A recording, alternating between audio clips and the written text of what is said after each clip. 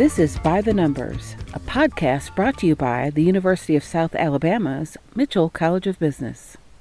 Welcome to By the Numbers. I'm Dionne, Castor, Marketing Director here at Mitchell College of Business. Today we're talking to Dr. Bill Gillis, who is the new Associate Dean of the Mitchell College of Business. And with me is Shane Monagle and Brylan Shirley, who are MBA students here. I'm going to hand this interview over to them. Here you go, guys. Thank you, Dionne. This is me, Shane. And me, Brylan. And today we're joined by Dr. Gillis.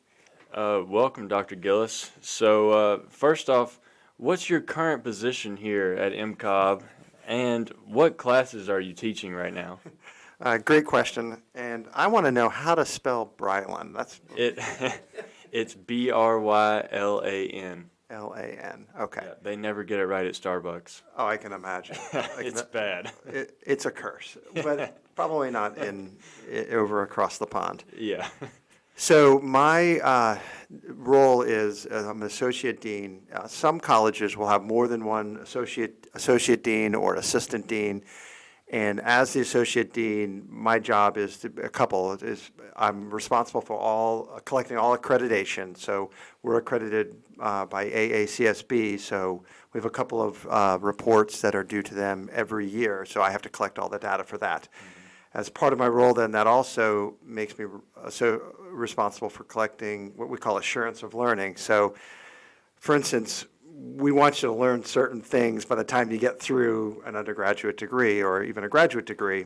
Well, what are those things and how can you actually track them and make sure that you're doing that? So I'm part of that collection process and also making sure that, well, when you don't have those outcomes that you'd like, how do you improve upon them? Or even if you have them, how do you improve upon them? So those are probably the major duties and responsibilities, but really, the associate dean becomes whatever the dean wants done. He looks over to me and says, "Get this done," and I say, "Make sure this happens." Make sure this happens. So I get to work with a lot of outside agencies across campus, primarily. So I'm on the Council for Graduate Research, or I'm on the student success team that all these other people meet. So there's a lot of meetings involved. I'm sure. A busy schedule. I mean, I'm sure you have a lot of connections from that as well. Yes, so that actually makes it really kind of nice. So across the college, then, people will come to me and say, "Hey, what is the lowdown, or what does the faculty handbook say about this, or do we have an attendance policy?" I got that question this morning from a faculty member. Says, "Do we actually have an attendance policy?" And I'm like, "I don't believe that we do, but let's look it up." So we looked it up, and sure enough, it's not. It's by... Yeah, there's nothing set in stone. It's just per professor, per class. Professor. And, of course, that, is kind of good to know, but a lot of those questions I can answer just usually off the top of my head because I've been here for 17 years. Yeah, lots of practice.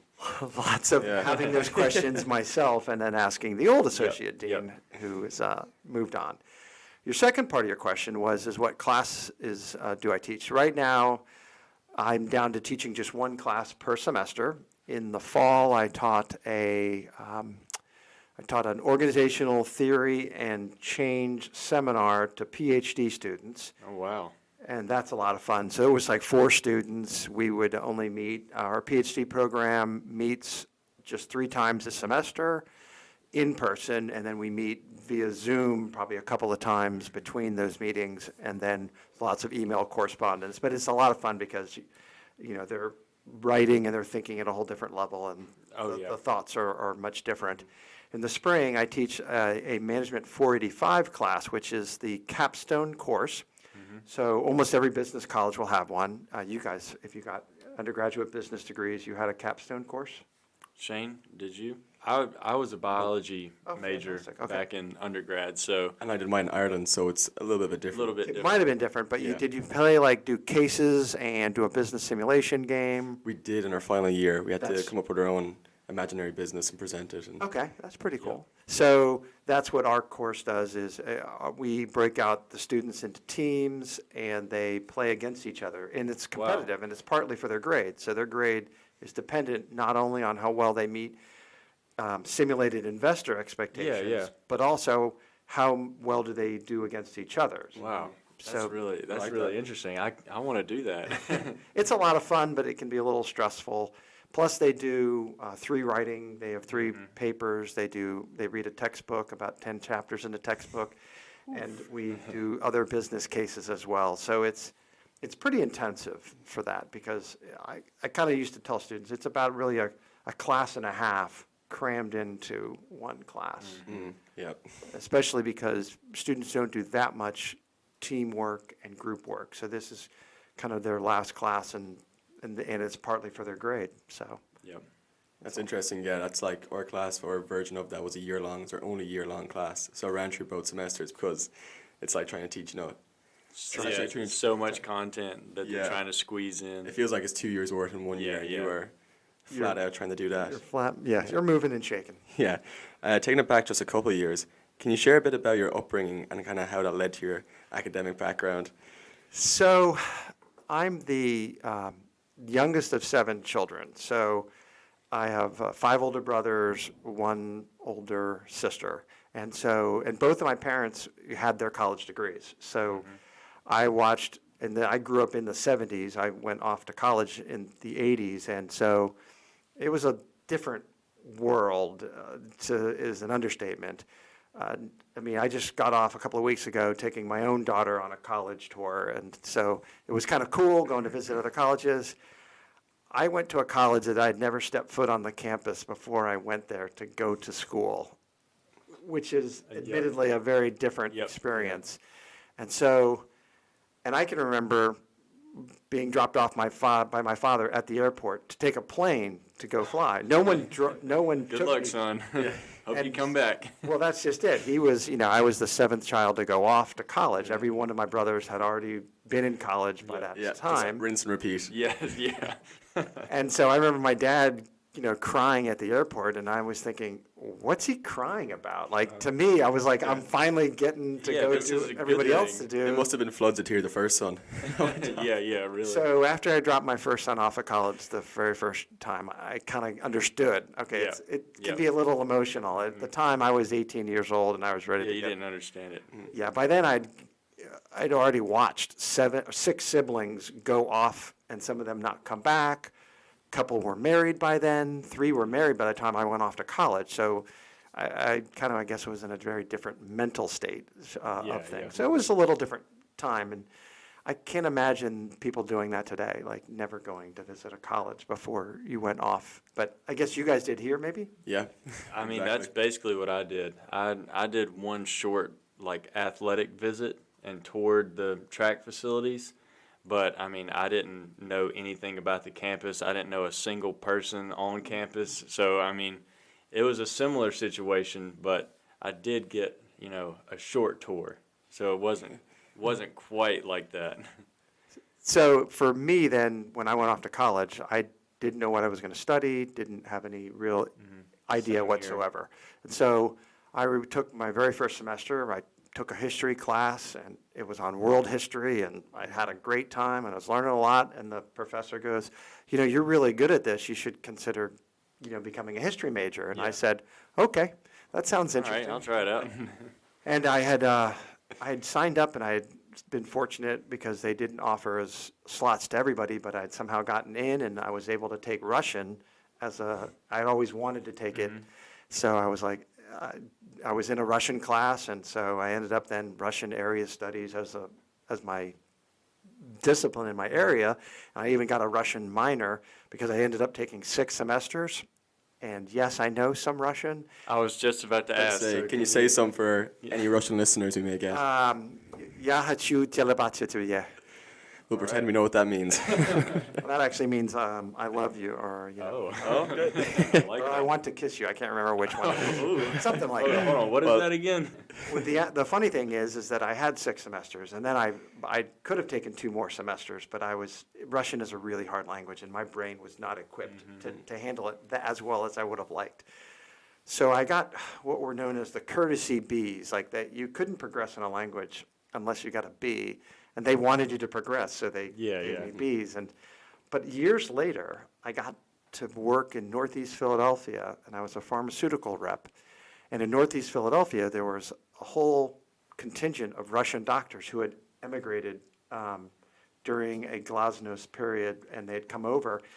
And so I actually got to speak Russian with them. So this is still 20, 25 years ago, but I had a really fun time relearning Russian as an adult. And then I could actually talk to them about some of my drugs. I kind of really had fun with it because I wasn't under any pressure. There were no grades. It was a lot of fun. Yeah. And they were really surprised that I knew any Russian at all. They were thinking wait a minute, you really don't know Russian. They pull out a book and I could read Russian pretty easily. And they're like, well, you do know Russian.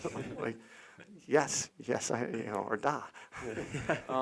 You also served in the Air Force during Yes. this time, didn't you? So I went to the Air Force Academy. So that's out in Colorado Springs, which is, for those that don't know, it's very similar to West Point or Annapolis. It's just for the Air Force. Nowadays, it serves the Air Force and also the Space Force, the newly designated. So both those lieutenants come from there. And so from there, at that time, as long as you kept your eyesight and you were qualified to fly airplanes, you could go off to pilot training. That's a little different nowadays, but it's still pretty true. So by the time I was a junior or senior, I knew what I was going to do after I graduated. So I went off and to pilot training, which was another year-long endeavor. And then from there, I flew for another 11, 12 years or so before I got out. So I actually became That's amazing. an instructor pilot in 3 different aircraft. So, Dang. and so those were a T-38, which is a supersonic jet trainer, Oh my gosh. and then a C-130, which most people know what a Yeah, C-130 looks I've heard like. C-130s. I flew those in Japan for 3 years. And then my third aircraft was a T-34, which they're no longer in service. That's how old I am. They've retired all of those planes, but Yeah. I flew those with the Navy over in Navy Pensacola, not too far away from here. And they're now flying the T-6 Texan II over there. So about the time I hit Navy Pensacola in about 1995, and from there, the Navy and the Air Force decided that they would get together on joint pilot and navigator training. So part of my job was to teach navigators the basics of flight. So I got to fly most of the time, and they got to ride in the back seat, or they would ride in the front seat, and we would teach them how to land just so that they would be familiar with how to operate an aircraft and whatnot. But it was a lot of fun because it was a small single-engine turboprop, but it would do all of the things that you would see at an air show. If you ever see an air show and you ever see planes flip over and do those things, well, that's what this plane would do. So Yeah. Would you ever we do would any do of all. that? Oh Yeah. my In God. fact, we had a program of flight because eventually I got to teach the instructors to teach the students, which is because I would have been there long enough. And so it was a lot of fun. We actually would do two flights with the instructors that were called out of control flight. And so you would basically put the plane in a situation to where it would no longer be flying aerodynamically. Stall out the engine Or flip it over end on end and see where it would go. And Oh so, my gosh. and then you would give the plane to them, and then Like, they all would, right. then they would recover from it. Fix this. Yeah, it's a real sink or swim moment. It really is, and Yeah. it's a lot of fun though. But most of the time, if you weren't doing it on a regular basis, you would throw up, even other pilots. Now I'm thinking I might throw up. Yeah. So Top Gun was just based on your younger life. So if you're ever wondering what actually happened to Maverick later on, he went to MCOB and became the associate dean. Yes. Well, he's and here that's right now, just it. sitting next to us. We always used to joke that flying is a young man's game in that way. I mean, I would teach aerodynamics, loops, Immelmans, all of the different flight maneuvers that you would do. Well, you would teach those, but the problem is that, by the time you get into your mid-30s or early 40s, your body just begins to ache. So that whole second Top Gun, that's not true. That can't happen. Let's just make sure that we're all clear on that. Your body does not last that long because when you pull G's, it wears on you takes a after toll, while. yeah. Right. So most of my friends became airline pilots, and I went off and became a professor. Yeah. Awesome. Wow, so that's when you did your MBA and then your PhD I eventually. did my MBA while I was still there in Pensacola over at UWF. And then after that, I went into business for pharmaceutical rep for 3 years. Oh. So I like to joke with people that I sold drugs for a living. Yeah. You To Russians. Yeah. Two Russians. Legally, of course. Yeah. On paper, it looks terrible, to be honest, but Yes, exactly. I'm selling drugs to Russians. You're right. That does does have a bad twist to it. I never thought about it quite like that. But doing that really made me realize that I really enjoyed the drug studies, and so that would be how I transitioned to get into academia. Is my father-in-law had his PhD, and he had been a dean of a library, and so he was very familiar, and so he was like, I think you'd really like doing this. Yeah. Because I already liked teaching. I knew that from being an instructor pilot. So, and then I liked the research. So, what way to combine those two things would be basically being a college professor. Yeah. And I mean, speaking about research, we were reading on your profile that you do a lot of research in franchising. I do what I did. Yeah. I would say that would have been my dissertation. And so my dissertation, most times when you do a dissertation, people will get 2, maybe 3 different publications out of it. Yeah. I think I got like 6 or 7 because Oh, dang. I did a couple of things differently. One is I just did whatever my chair told me at the time. And he said, even though we're going to do your dissertation here, I want you to keep collecting data over here and still doing it. And so I ended up with a really good data set that I could kind of slice into a bunch of different areas. And so we just kept coming up with new angles out of it. Yep. And so I don't do as much of it on it anymore, but I did probably up until just a couple of years ago. And so now, because I have my own doctoral students, I kind of do whatever they like to do. But how I got into franchising is 2 ways, because I saw that as part of it. So I did this franchising because one, there's probably 3 reasons, actually, when I think about it. One is my dissertation chair did franchising research. 2, I had actually done franchising research when I was in my MBA program.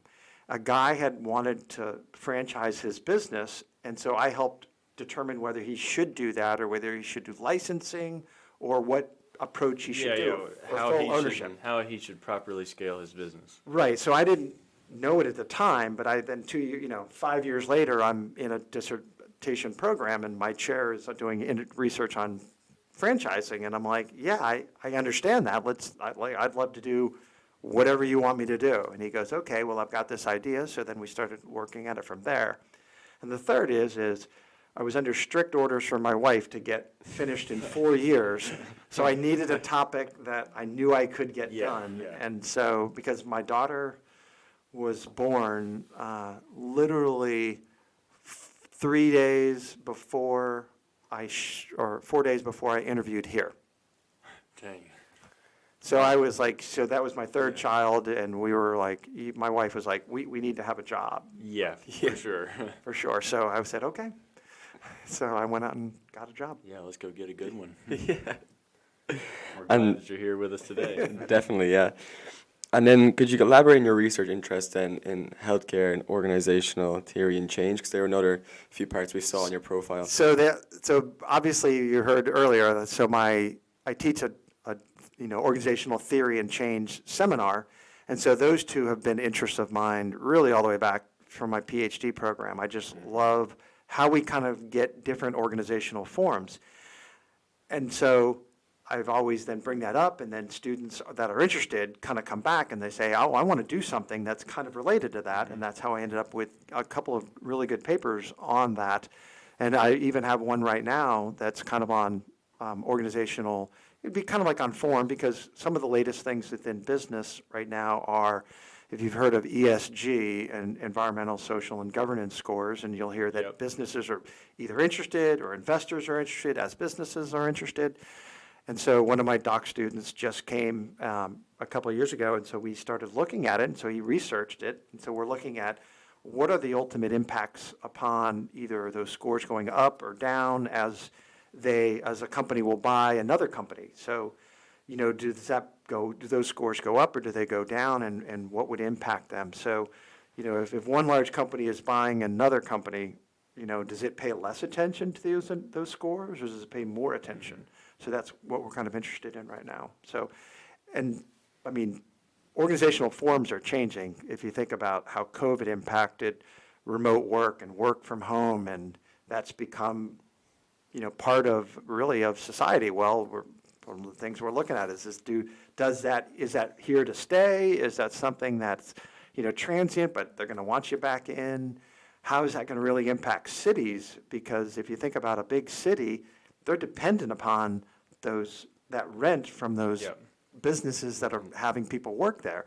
Well, if those people aren't working there, if they're working at home, well, that impacts then the city and the revenue generated from businesses having those, either those, businesses there paying taxes or not there. So there's a lot of implications that you can get from organizational form that most people don't even really think about it until you really get them to think about it. Yeah, no, that's I suppose probably going through the biggest organizational change in the last how many years? In probably the last 5 years, we have significantly impacted organizational change, and we're not sure of what all the repercussions are. We probably won't for another 5 to 10 years, really. So. Yeah, you can see straight away the change in hybrid working. If you're not offering hybrid working, you're kind of falling behind as a company even, or fully remote, because everyone wants to know, okay, this is an option now, we can take it, we can travel, we can work, we can... Everybody got to spend so much time, at home and getting to kind of do whatever they want to do. They want to continue doing that while still working, so. And if you think about it, then from the flip side, do you require some in-person, because there is benefits to, standing around a water cooler and talking to people, from the work that you don't get when you're just grinding out your work. And you don't get the same culture, influences. Yeah, you don't know, what other people are thinking. You might not get the visibility for your boss, right? Because your boss doesn't really know you as a person. They only know you from a Zoom call or a meetings call. So there's, some hybrid flex, of some remote, some in person is probably going to be the norm. You won't see all remote, and you won't see all in person. There'll be some flexibility. Just a mix, in between. Yeah, that's a good point that you made about the company culture. I mean, if the company is working completely online, then it's going to be nearly impossible to build a positive company culture around that business. And we all know that the culture of a company is one of the most important aspects, and that's what builds awareness and brings new customers in. And you go to join a company, you join that culture, and right, and if you're remote, are you really joining that culture? Do you even know what that culture is? I mean, a remote culture probably will have its own flavor and its own impact on things. So yeah, like I did a full year of internship online when I was in college during middle of COVID. So I did 1 week in the office just with my boss, getting trained in, and that was it. I did 13 months there, and when I finished up, I was talking to the other guys in the team, and I said, yeah, no, I'm finishing up. And they said, best of luck with your new job. And I said, no, I'm going back to college. And they said, for a master's. I said, no, to finish my undergrad.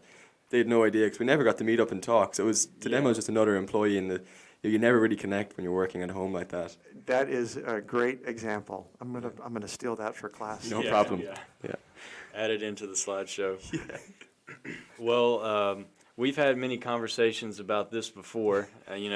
Shane and I are both track runners, and we know that you also participate in ultra marathons. I mean, can you tell us a little bit about how you got into that? So yes. So here's how I really got into it. Is I ran cross country in high school. I ran track, but only my senior year, and that's in the spring. And in the cross country where I was at, it's a fall sport when I was in high school.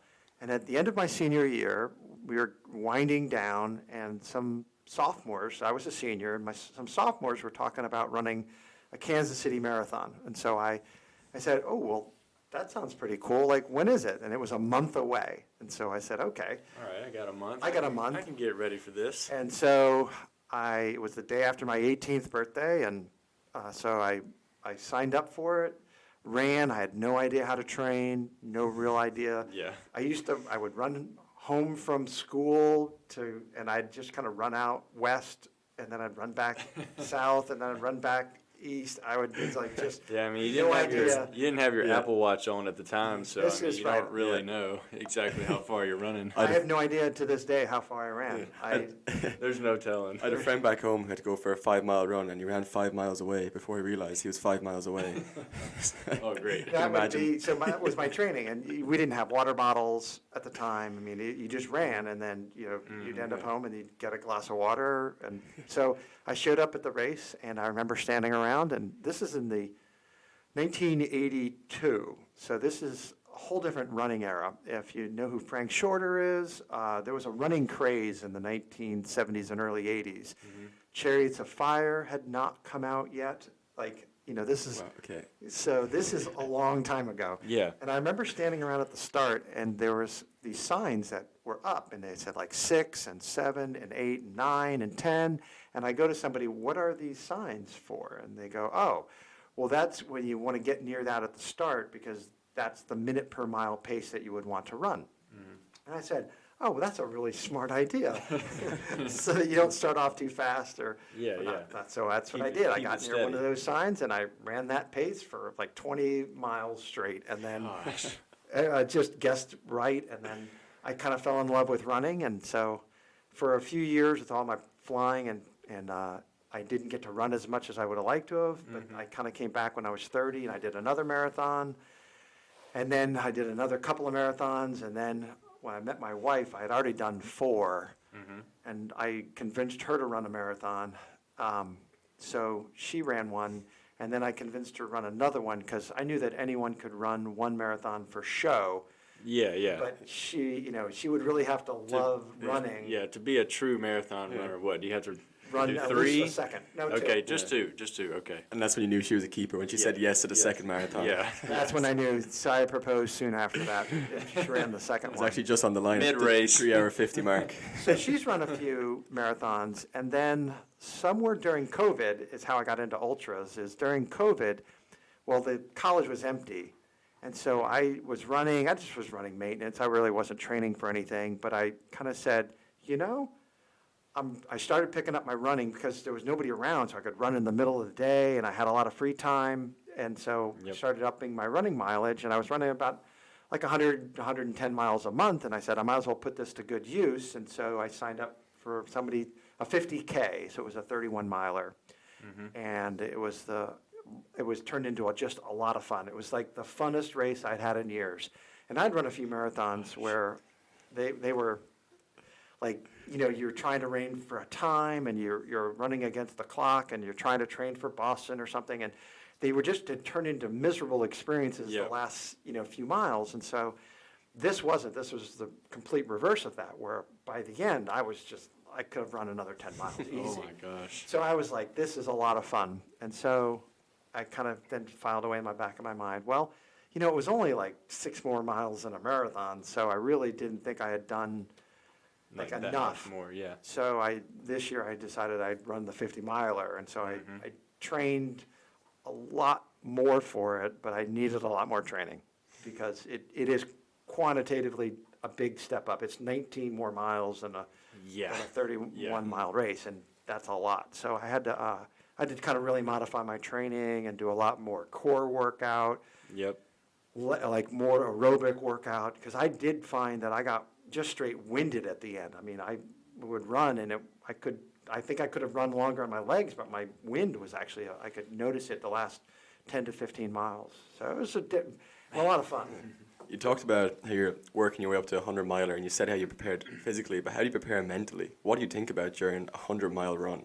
Okay, this is almost really embarrassing. For the 50 miler, I decided that I had to do something different. Because you really only have your thoughts. And when I ran the 50K, I found that I was really by myself for a long portion of the race. And so this time, it wasn't for the 50 miler, but I certainly had enough long periods where you're by yourself. So I decided to memorize a song and sing it.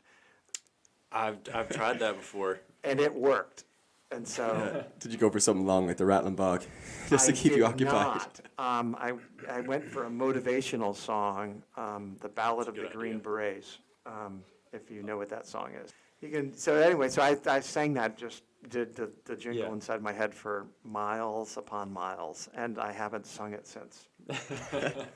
Would you get PTSD if you heard it again? No, actually I wouldn't, but Just- I do highly recommend it. Yeah, even keep for it a in the marathon. tank for the next race. Oh, no, I'll probably select a whole new song. Yeah. Okay. I mean, I've run marathon training to Britney Spears songs, but That'll do but it. this one was like I actually went in to get all the words Yeah.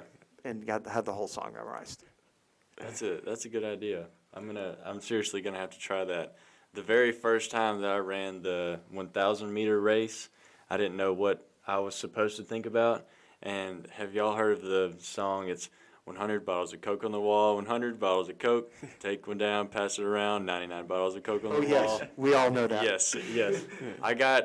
I think I got to like 75, and then my brain and my body was just so tired I lost count.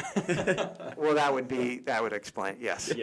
Yeah. I can't believe you got to 75. That's to be how- honest, that is one of the worst songs I know. ever. It was an awful race too. So I'm not doing that again.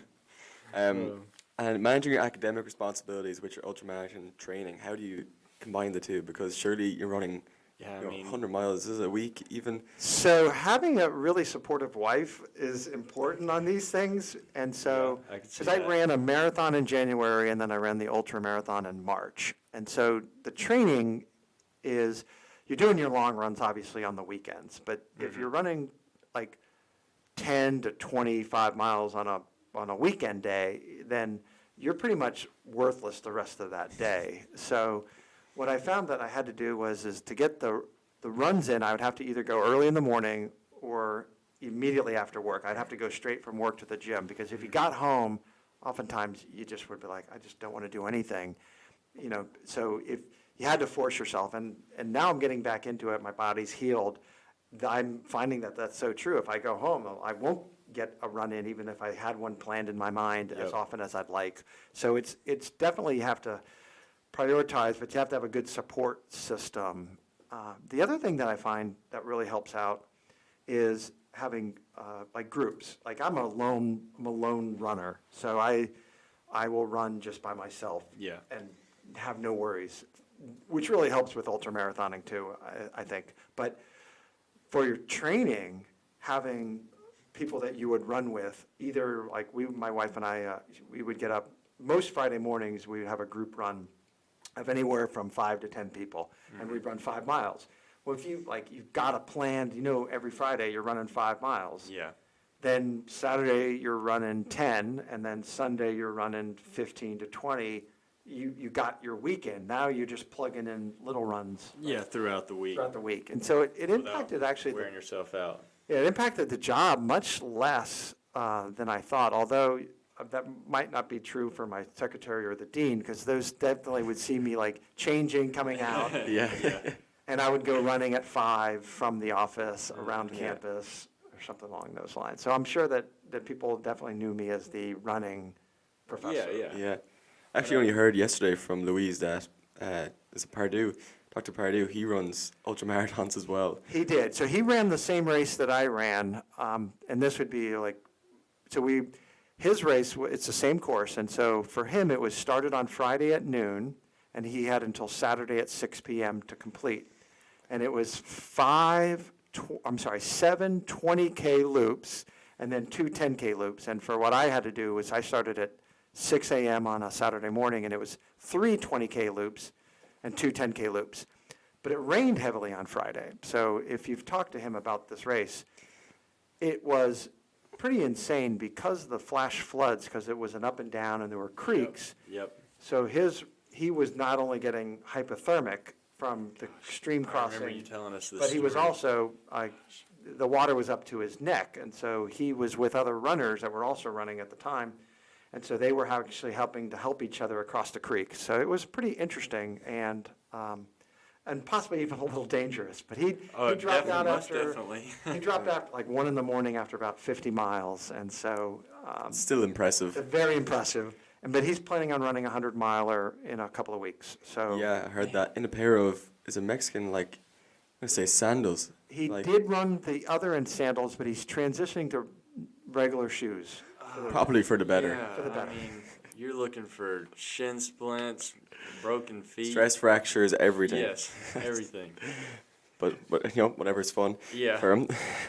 Well, kind of closing up, what advice would you give to students who are interested in joining MCOB and pursuing business studies? So I give a lecture at the end of every semester, and so I would say it almost goes back to what you learned in kindergarten. So much of that still holds true. But the one thing that you don't learn in kindergarten, but you have naturally, is passion. Yep. And so, in kindergarten, you learn how well to play and get along and, play with others, right? How to follow directions and play within the rules of the game, right? And there's a lot of that definitely all that holds true. But the one thing most kindergartners had and have that most people don't think about because they didn't learn it, they just had it, is how to bring passion for whatever it is. So if you're in a marketing class, you want to know everything. I want to know everything I can about, marketing in that hour and 15 minutes, right? Or if I'm really interested in supply chain and I know that this is going to be my career, I should learn everything I possibly can. So it's not just what I'm learning in the classroom, but what can I go outside of the classroom to augment what it is? Because we barely touch the basics of every business profession, but if you have passion, you're going to continue to want to learn on your own. Yep, down you're the going to down work the road. harder. Yep. So that's kind of like it's really tough to teach people passion because by the time they get to be college seniors, I mean they've been ground down. They're just like, I just want to graduate. And I'm like, no, like you're about to go out there and do everything. Yeah, like You gotta this get is the that most important part. You part. can't give up now. You can't just like be going through the motions in your last class. You're about to get out there. Yeah. Like, find that passion. Find why you started in the college, and remember that before you graduate. Yep. And then pursue it once you do graduate. When you never stop learning. Yeah, if you don't have the passion, the door is Amen to closed. And that. once you find out what you're really passionate about, you let the door open and the knowledge Yep. finally comes in. Yep. Yeah, and it sticks. It does very much so. All right. Some great advice. It is a beautiful point. Yeah. All right. It was a pleasure having you guys. Yes, Yeah, it was. You sit too. down with Thank It was you very great much. having you minutes. here, Dr. Gillis. All right. Yeah, thank you very much, Dr. Gillis, for joining us on the By the Numbers podcast, number 3. From me, Shane, And me, Brylan. that's all. Have a great day, everybody. Thank you for listening to By the Numbers, brought to you by the Mitchell College of Business. Stay tuned. There'll be a new episode coming soon.